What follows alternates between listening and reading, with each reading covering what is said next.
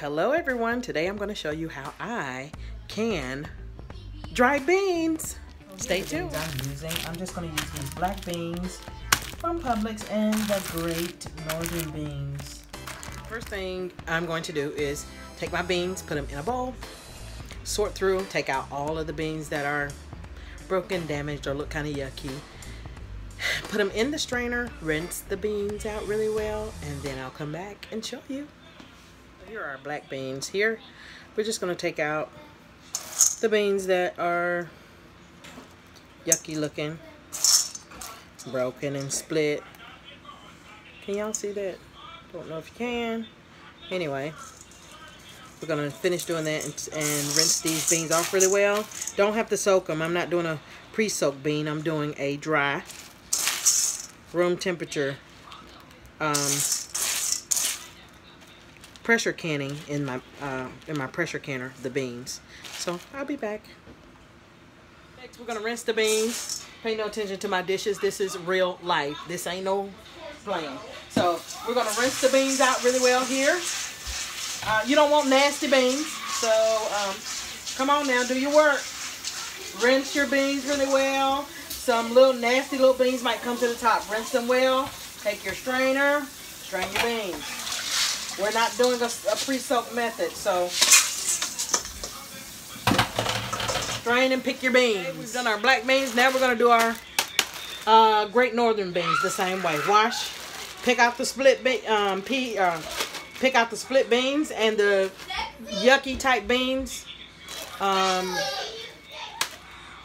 We don't want any dirty beans because if we're canning them, then everything needs to be as clean as possible so we don't have any diseases or death as a result of nastiness. So wash your beans.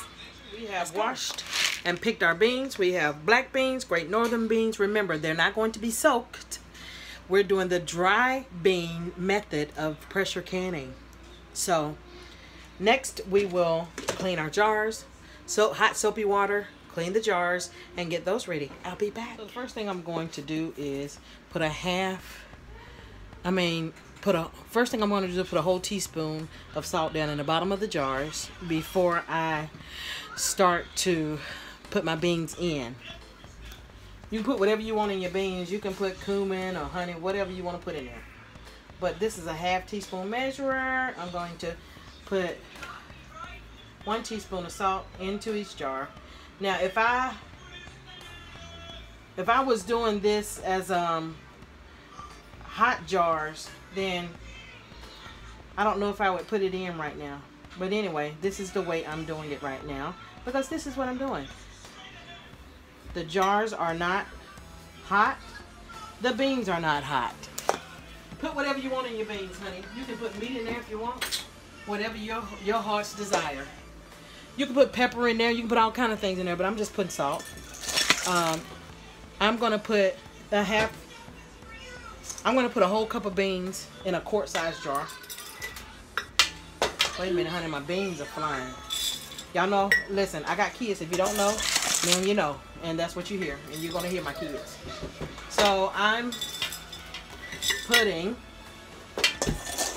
1 cup of beans per jar, okay? Got a little bit left over. It's not going to hurt to put a little bit more. It's not rocket science, really. It's not. So I ended up with 3 quarts of Great Northern beans, and I'm assuming it's going to be 3 quarts of black beans. Now the black beans, I will go back and put a teaspoon of cumin in because I like cumin in my beans. So I'm putting a heaping of the black beans because they really don't take up a whole lot of space. So that's how we're going to do that. Let me get these filled up. I'll come back. Okay, I'm going to put some cumin in my beans. Remember, I told y'all I like cumin. So I'm just going to put just, you know, maybe a half a teaspoon. I'm putting cumin seed because I'm too lazy to blend it up and make it into cumin. So that's what that is. All right, so if you were putting ham or bacon in here, this would be the time for you to put your bacon and ham in here. I'm not putting bacon or ham in here because I've already done that. I've done that with my pinto beans. So you're going to take some spring water, not cold, just room temperature, and you're going to fill these with a 1/2 inch head space. 1/2 inch head space. Please use filtered water because that's what you need to do. So I'll get these filled up and I'll come back. Okay, I have now filled all of my jars where there is a 1/2 inch head space, which means it's that little bottom lip. Some of mine look like they need a little bit more water, but anyway, depending on what you are fixing, you're going to need to make sure that you have the head space that your book, manual, or recipe requires. Okay? Now we have that done. Here's my handy dandy debubbling tool. It's not the one that comes. You're going to stir that up really well to make sure that there aren't any bubbles in the jar. Yeah, my handy dandy debubbling tool happens to be the thing that I can reach at the moment. At this time, you actually can, once you stir that up and get the bubbles out, you can taste your brine or liquid by just tasting your tool. Anyway, people are saying that Ball is saying that you don't have to sanitize your rings. But for me, I'm doing it because you can't be too clean when it comes to the health and the safety of your family. Somebody could have itched their behind or scratched their behind when they were packing up your canning jars. You don't know that.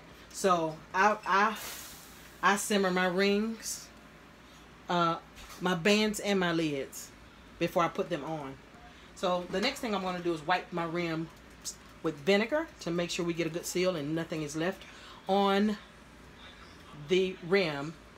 Make sure you do that every single time you can, no matter what you're canning. All right, here we go. We're wiping it down. Wiping it down. Nice vinegar. Some things you'll wipe down better than others, like spaghetti sauce is splashed all over the place. You know, so I just wipe down gently the rims of the jars. Then, what we will do next is we will put our bands on. I don't have that tool. I'm new to canning, so I don't have that tool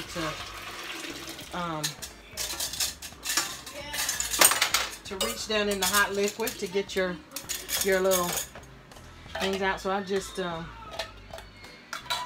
poured the water off and am getting them out with my hand, which is extremely hot, but I'm happy about it because I feel extremely safe doing it. Okay, now we're going to get the bands on. Fingertip tight because you don't want this to buckle. So just fingertip tight. And once this canner is not warm, it is not, it's just regular water, tap water with a little vinegar in my canner, because I want the beans and the canner to come up to temperature together so we don't have any jars that are bursting open. So here we go. We're going to get them. My canner is a 16 quart canner. Read your instruction manual because, honey, I don't know what you have at your house. And so make sure you go by your manual because don't be blaming nobody else for what you have messed up. So read your manual, find out what you need to do as far as your canner is concerned. My canner holds 7 quart sizes. Wish I had a bigger one, okay? But I can put these in with my hand because, of course, everything is room temperature. Now, we're going to put on our lid. But before we put on our lid, we're going to turn this up to the ceiling. Make sure we can see through this. And then we shall put our lid on our canner so that we can get to work, okay? Like I said, read your manual, honey. Don't be blaming nobody for something you've done wrong. So we're gonna put on our lid. This is not my first canning of the day. I'll show you all what I've already canned. Get this lid on.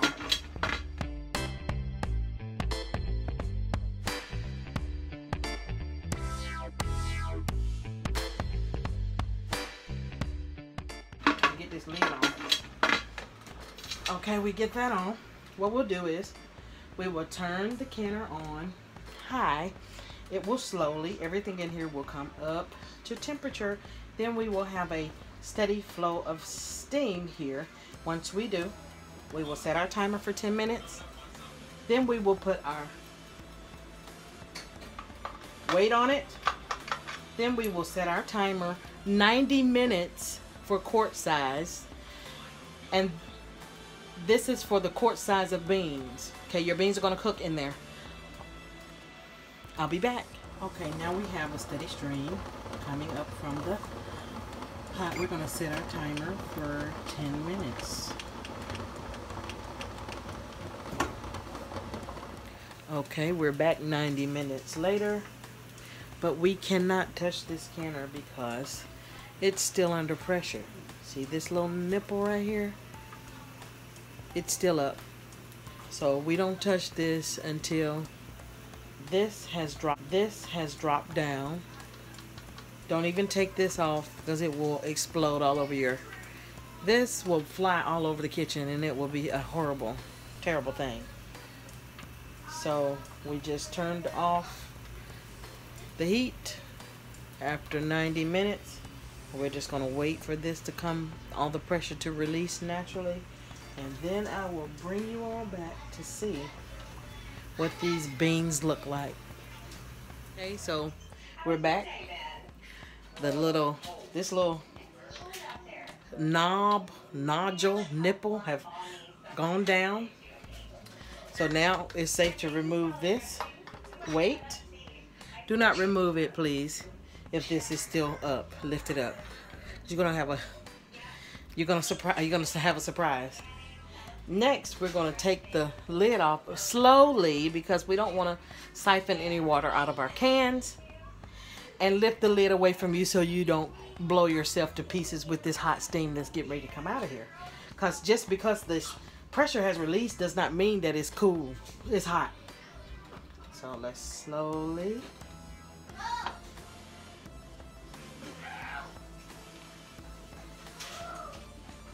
Okay. Now then, we will take our jars out,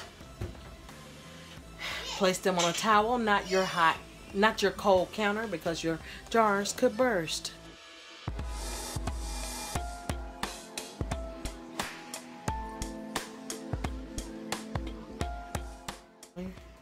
We're gonna let those sit out here for 24 hours. And after that, we're going to remove the bands, clean the jars, put a date on them, and store them in a cool, dry place.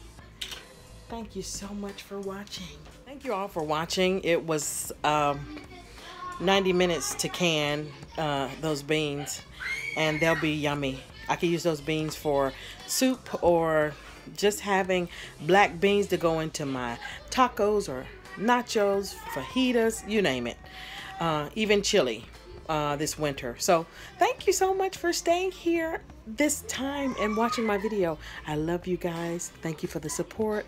See you soon on our next canning video. God bless.